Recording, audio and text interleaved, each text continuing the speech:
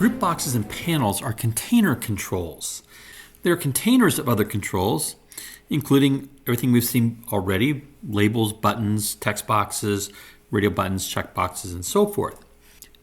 They're often used aesthetically to group items together. We can set back colors both to the group box and panel to make things a little more aesthetically pleasing or to stand out.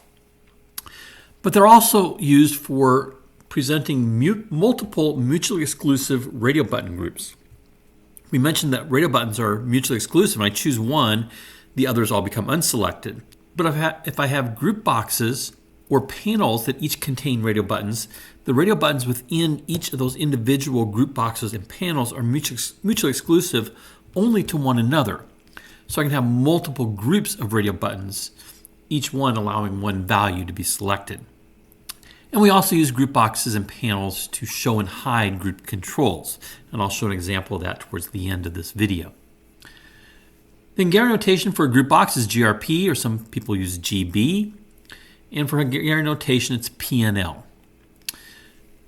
The properties that are most commonly used are the controls property, which is a list of all the controls that are inside of that group box or panel. And that becomes really handy to be able to iterate through those items when we get into loops in a couple of weeks, but to also find a particular item. With a group box, we can set a title at the top with the text property. So in this example here, student info is the text property of this top left group box. Panels do not have that option. And we can also turn the visibility on and off, so we can hide and show the different groups of controls. Here's an example of an application where I have multiple groups of radio buttons, each in an individual group box. And I can select different words for each part of speech to form a simple sentence. So by default, I have that dog found another nut. But maybe I just want to say his giraffe illuminated our shipwreck.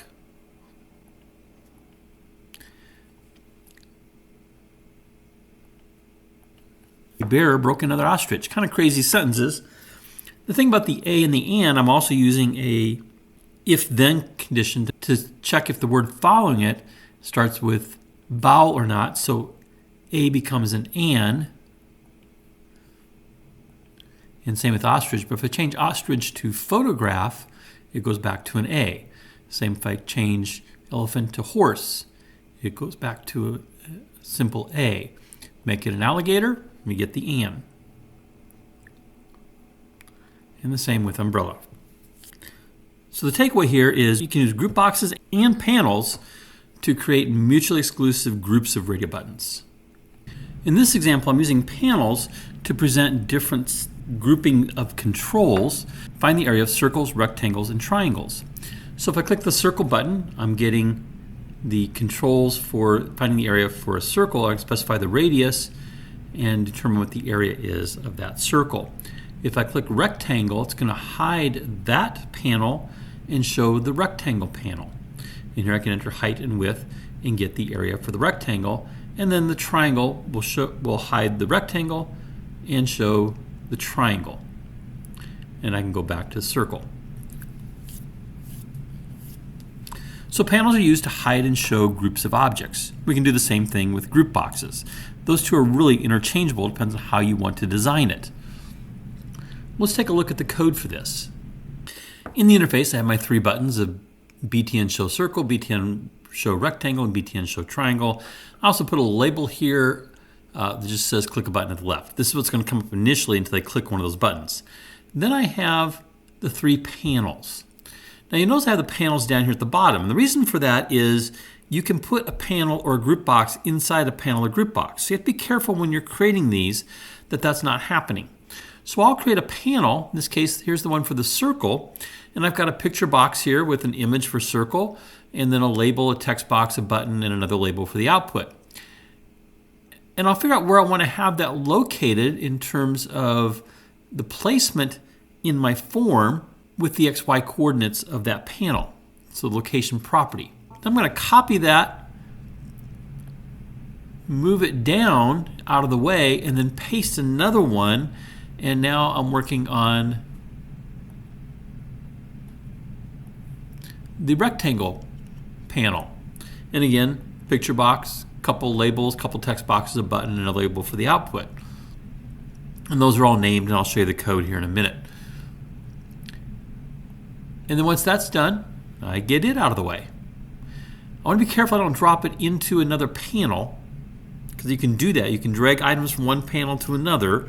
Be careful with that. So you're always looking at this upper left-hand corner to make sure you don't stick it inside another container. And then here is the triangle. Same types of controls. In the code for the form load, I'm setting the location of those three panels to the same point, 230, 30. So 230 from the left, 30 from the top. And then I'm setting the visibility of all of those to false. All I'm going to see initially is this label that tells the user to click a button. Then for those three buttons, circle, rectangle, and triangle, I have them all share the same piece of code. So I'm handling the click event for all three of those. I'm going to set the panel name equal to panel, and then the name of the button. So I have BTN show circle, BTN show rectangle, BTN show triangle. And I'm going to take the name, I'm going to go to character 7 and go to the end. That's going to give me circle, rectangle, triangle. I concatenate that to PNL. That's the name of my panel. Then I'm going to dim my panel as panel equals, and here I'm going to take the controls of my project, my actual form, and say dot find, and I'm looking for the panel name in an interpolated string. I'm setting that to true, and then this 0 in parentheses is the index number. We might search for controls and find maybe all the buttons, and it gives us a whole list. So the 0 be index, this is an index number, index 0, the first one. In this case, it should only ever find one, but that's required. And then I'm going to hide my three panels, because I'm not sure which ones are currently open, and I'm going to show whatever my panel is. That allows those three panels to come up. Then within each of those panels, I'm simply handling the button to calculate the area for the rectangle, the circle, and the triangle. And if I run, there's the circle, the rectangle, and the triangle, and of course the buttons work.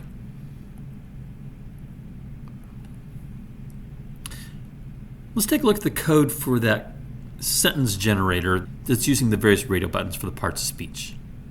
For the interface of the sentence generator, I have 5 group boxes. Someone's named GRP Article 1, GRP Noun 1, GRP Verb, GRP Article 2, and GRP Noun 2. And then I have a label called LBL Sentence. Within each of the group boxes, then of course, are multiple radio buttons. I didn't bother to name the radio buttons, but I selected all the radio buttons and have them use the exact same click event, which is set sentence. Now here I used the click event rather than the check change. Either one would have worked. Let's take a look at the code. I created 6 global variables, one for each of the parts of the speech and what it's initially set to. So I set the checked property for one radio button within each of the groups by default, and those happen to be that dog finds another nut. And my sentence as a string, I set the text property of the LBL sentence label to the same sentence, that dog finds another nut. Then all those radio buttons, and you can see it scrolls way far off here. I'm not going to bother to show you that, but there's I don't know, probably about 50 different radio buttons here. I'm going to take the sender, which is whichever radio button was clicked, and I'm going to see if the group Article 1, GRP Article 1 group box, if it's controls, we have that controls property, if all the items are in that group box. So if the controls of GRP Article 1 contains sender, then I'm going to set Article 1 equals sender.text. I know that radio button that was selected is in that group box. Else if, I'm going to check see if it's in group box GRP Noun 1. And if it is, I'll set Noun 1 to sender.text. Do the same thing for the verb group, the Article 2 group, and the grp noun to group all as else ifs, and else I do nothing. Here's my code for changing the a or the an. So if rad article a dot check, and I did name that first radical a, I did name that first radio button in the article group box as rad article 1a. If it's checked, then if AEIOU literal string contains noun1 dot substring 0, 1, that's going to be the first letter of the noun 1 word. So if it's an A, E, I, O, or U, I'm going to set the article 1 to an, otherwise I'll set it to A. I do the same thing for the second article, so radio button rad article 2 dot checked. If that's the one that is selected, I'm going to check to see if the first letter of noun 2 is a vowel. If it is, I'll set it to an, otherwise A. My sentence is an interpolated string of the article 1 space noun 1 space verb space article 2 space noun 2 and a period. And I set all that to lower. Radio buttons all were started with an uppercase letter. But I want that first letter to be capitalized. Sentence then equals sentence dot substring 0, 1. That's going to be the first letter to upper, and then everything else from substring 1 on, all the other letters, remain lowercase. LBL sentence.text equals sentence. If you just jumped into this video, you can see all the videos from the Programming Practicum playlist by clicking on the image in the lower right. And if you'd like to be alerted to future videos I create, you can click my picture in the top right to subscribe to the channel.